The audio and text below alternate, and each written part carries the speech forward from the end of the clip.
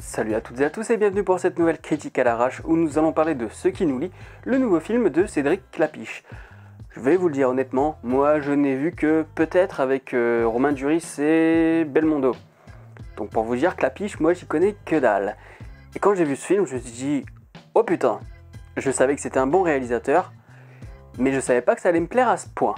Et pour le coup, c'est vraiment un très bon film. Je vais quand même vous faire un petit synopsis parce que ces derniers temps dans les critiques à l'arrache, j'avoue que j'ai un petit peu oublié et je m'en excuse. C'est en revoyant les vidéos, je me suis dit, putain le synopsis. Donc là c'est Pio Marmaille, hein, je pense que ça se dit comme ça à chaque fois. Ça, comme c'est des nouveaux acteurs, j'ai pas encore la mémoire qui les garde en tête, quoi. Donc il va falloir plusieurs films avec eux pour que je puisse vraiment les intégrer. Donc Pio Marmaille qui part pendant 10 ans de sa Bourgogne d'enfance où il a vécu toute sa vie et puis en fait il a un problème avec son père. Du coup finalement il fuit sa famille, il fait le tour du monde et il revient 10 ans plus tard alors que son père est sur le point de mourir. Et donc voilà l'histoire, il revient 10 ans dont presque 5 ans sans nouvelles. Et donc c'est un peu tendu, il y a les retrouvailles, tout ça. Et on va voir ce qui va se passer au cours d'une année. Puisque je viens de vous parler du synopsis, je vais vous parler un petit peu du scénario avant de passer aux choses qui m'ont le plus intéressé, comme la mise en scène, le montage, etc. Donc au niveau de l'histoire, c'est vraiment prenant, c'est une tranche de vie comme ça où tu te dis putain ouais c'est super passionnant à suivre. En plus c'est dans le monde de viticulteur, moi je n'y connais rien. J'ai jamais fait de vendange, je sais pas comment ça marche, je sais à peu près comment on fait du vin, mais je sais pas comment ça se passe une année pour faire du vin. Je sais pas comment les viticulteurs vivent ensemble, comment ils communiquent ensemble. Et là j'ai découvert un milieu que je ne connaissais pas. Et je me suis dit, oh putain, mais c'est passionnant quoi. Le fait d'avoir, c'est pas seulement une histoire de famille qui est intéressante dans ce film, c'est aussi le fait de s'intéresser à une agriculture comme ça de chez nous. Qu'on côtoie pas forcément, tu bois peut-être ce qu'il y a dans ta bouteille mais tu sais pas comment c'est arrivé là par exemple, tu sais pas exactement comment travaillent ces gens et là d'un coup tu découvres tout ça et tu te dis putain mais c'est passionnant quoi. D'un côté le truc familial et d'un côté le truc rural là, je me suis dit c'est vraiment mais vraiment passionnant. Il y a des petits moments de flottement quand même, mais ces moments de flottement ils sont quand même louables parce que, ils sont logiques parce qu'en fait Pio Marmaille dedans c'est un personnage qui pense quand il est petit que tout change tout le temps. Et finalement il part parce qu'il se rend compte que finalement il n'y a rien qui change chez lui, avec sa famille, tout ça. Donc du coup là il décide de partir, il revient, machin. Et donc oui, on est dans des moments de flottement comme ça parfois, où tu te dis que ça n'avance plus ou que ça se répète. Mais c'est normal, c'est aussi le propos du film. Il y a des tensions, tu passes vraiment par le rire, les larmes, même si j'ai pas chialé, mais je sais très bien que ça peut toucher beaucoup plus fort chez certaines autres personnes qui sont plus sensibles. Donc le rire, l'euphorie, la tension, vraiment, des moments où tu te dis putain c'est chaud ce qui se passe là. Et t'es là, t'es admiratif de cette histoire qui est en train de se passer sous tes yeux tout en découvrant un peu ce que c'est que l'univers du vin. Donc si vous aimez les histoires de famille et le pinard, bon bah c'est complètement fait pour vous ce film, hein. Et de toute manière, il m'a complètement conquis, et bien sûr là je vais exagérer, hein, mais moi tu me conquis à partir du moment où je vois que dans une étagère de la chambre du gamin, eh bien t'as une pile de mangas Dragon Ball, ainsi que les figurines Dragon Ball GT qu'on avait tous à l'époque. Et c'est aussi ça qui est important avec ce film, et de toute façon c'est caractéristique de Klapisch, c'est que ça s'adresse quand même à une tranche d'âge qui est autour des 25-35 ans. C'est-à-dire qu'à chaque fois, c'est pour tout le monde, ça s'adresse à tout le monde, mais c'est toujours autour de personnages comme ça qui sont dans cette tranche d'âge-là. Et donc moi, quand j'ai vu ça, je me suis tout de suite projeté parce que je me suis dit bon bah voilà, le mec il a vécu les mêmes choses que moi dans son enfance, il a connu Dragon Ball, il a connu Code Lyoko et compagnie quoi, même s'il n'y a pas de Code Lyoko ici. Mais j'ai tout de suite compris que c'était quelque chose qui me parlait à moi parce que je faisais partie de cette génération, ou en tout cas j'ai quelques années en dessous du personnage. Donc voilà, il y a aussi un travail d'identification chez Klapisch qui est assez reconnaissable. même si j'ai pas vu l'auberge espagnole et tout tout casse-tête chinois et compagnie, je sais quand même qu'il utilise souvent des personnages qui s'adressent quand même à cette tranche d'âge du 25-35 ans. Et d'un autre côté, pour les plus vieux, ben c'est quand même aussi une manière de rajeunir, quoi, de se sentir un peu plus jeune, parce que ça, il y a vraiment de la fraîcheur dans ce film. Et dernière chose, avant de parler de la mise en scène, il y a juste un truc qui est fabuleux, c'est la musique, hein. Que ce soit la composition musicale en termes de soundtrack, ou le choix des musiques rock, rock'n'roll, un petit peu rock alternatif peut-être. Je sais plus exactement tous les titres qu'il y a dedans, mais que ce soit les OST ou la BO en elle-même sur des titres existants, t'es à fond dedans, quoi. C'est vraiment... Il y a un petit mélange comme ça, à la fois musique française un peu, comment dire, traditionnelle, même si c'est pas exactement le mot que je veux dire, mais c'est-à-dire qu'il y a des sonorités qui te font penser France, voilà, à chaque fois de temps en temps les sonorités tu fais « Ah, ça c'est français », avec un soupçon de modernité comme ça. L'alliance des deux, c'est le compositeur a vraiment fait du très bon travail. Je regrette juste que sur le générique de fin, la version instrumentale se transforme en une version accompagnée de la voix de Camélia Jordana.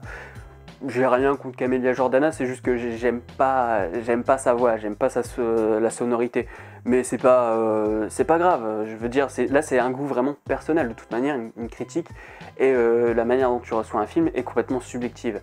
Donc là je parle pour moi, voilà, Camélia Jordana, je préfère la musique instrumentale que la version où elle chante. Mais voilà, la bande originale est juste fabuleuse, quoi. J'avais qu'une envie, c'était de la réécouter en rentrant chez moi. Donc maintenant, je vais parler de la mise en scène, parce qu'il y a vraiment des trucs de malade. La première chose qui m'a frappé aux yeux dans les premières minutes, je l'ai marqué tout de suite dans mon bloc-notes, c'est-à-dire je l'ai marqué, je me suis dit je vais le garder ou je vais pas le garder, je l'ai marqué, on verra si ça continue au fur et à mesure du film. C'est-à-dire qu'au bout de 10 minutes, j'ai tout de suite repéré que la plupart des plans, c'est-à-dire vraiment mais 95% des plans, 95% des plans, hein, ça fait quand même beaucoup, hein, et je suis même pas sûr que ce soit plus. Je me demande même si c'est pas plus que ça. Donc dans 95% des plans, t'as du bordeaux, du rouge, ou du bleu-noir qui ressemble justement à la couleur du raisin noir. Tu les retrouves partout, ces couleurs, que ce soit dans les vêtements, dans les décors, dans les portes, dans le vignoble, partout. Du pinard partout, même quand t'as pas du pinard dans l'image, et ben tu penses pinard. C'est tout le long, c'est du vin, et tu vois que ça, quoi. Parce que les t-shirts sont de cette couleur, les portes sont de cette couleur. Enfin, je me suis dit, il y a vraiment un gros travail quand même sur le choix des couleurs, sur le choix des vêtements qui sont en rapport avec cette couleur, sur le choix des décors. Je me suis dit, mais putain, quoi, c'est...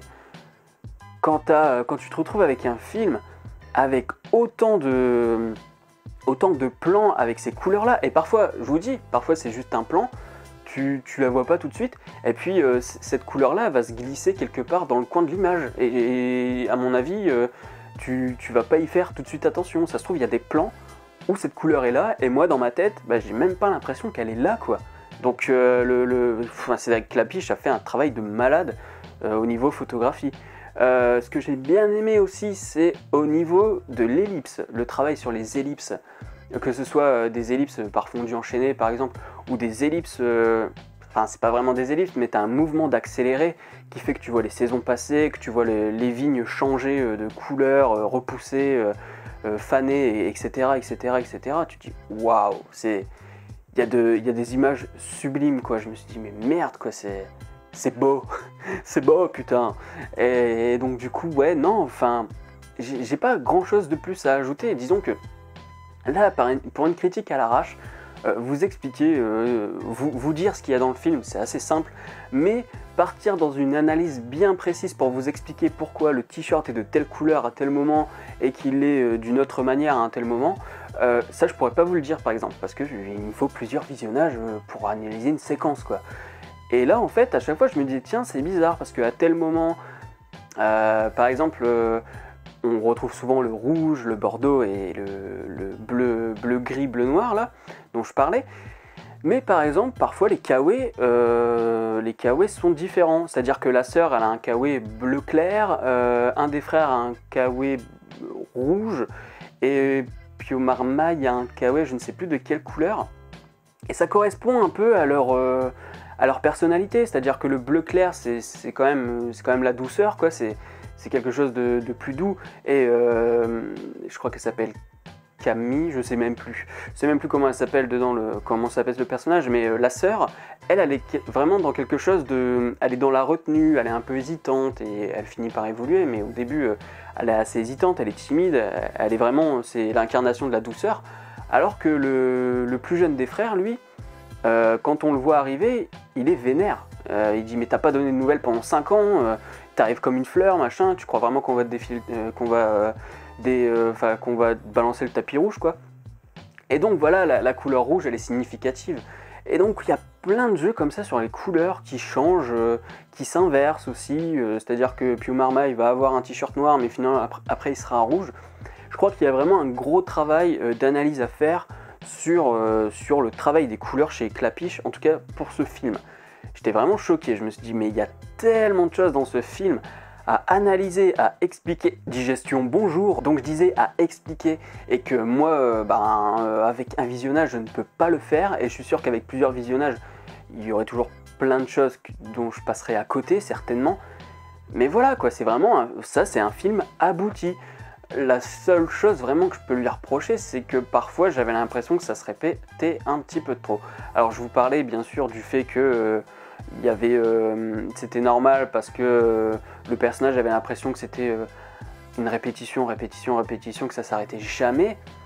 Mais parfois, voilà, je me suis dit, tiens, peut-être le raccourcir un petit peu. Mais même dans les dialogues, voilà, les dialogues, ils sont super bien écrits. Et les scènes où t'as les deux frères qui imaginent une discussion au loin, mais je pleurais de rire, quoi. J'avais des larmes de rire. Tellement c'était bien écrit, et en même temps le montage du chant contre chant était super bien foutu, quoi. Donc voilà, ouais, vraiment un très bon film, très abouti, quoi. Et je peux que vous inviter à le voir. Là ça se voit qu'on a des films de grands réalisateurs français qui s'adressent un peu à tout le monde, qui débarquent là sur les écrans, parce que tout ce que j'ai bouffé là cette année, et là vers la fin d'année scolaire, hein, évidemment, là ce que je commence à avoir vers la fin d'année scolaire, je me dis ah ouais, quand même, il y a du niveau entre tout ce que j'ai vu sur toute l'année et ce que je viens de voir là, quoi. Entre L'Amant double et ça, je me dis waouh, quand même. Donc voilà, Ce qui nous lie, c'était vraiment un très bon film, et puis je vous dis à la prochaine. Salut. Ah oui, et t'oublie pas de liker, partager et commenter la vidéo, hein, tu connais les bails. Salut.